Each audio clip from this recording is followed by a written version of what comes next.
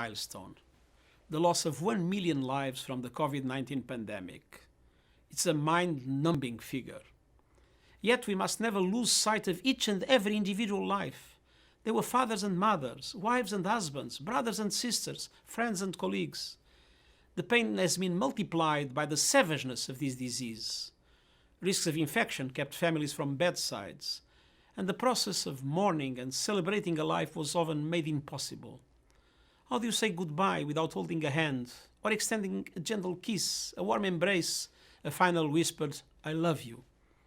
And still there is no end in sight to the spread of the virus, the loss of jobs, the disruption of education, the upheaval of our lives. We can overcome this challenge, but we must learn from the mistakes. Responsible leadership matters, science matters, cooperation matters, and misinformation kills. As the relentless hunt for a vaccine continues, a vaccine that must be available and affordable to all, let's do our part to save lives.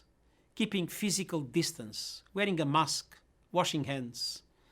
As we remember so many lives lost, let us never forget that our future rests on solidarity, as people united and as united nations.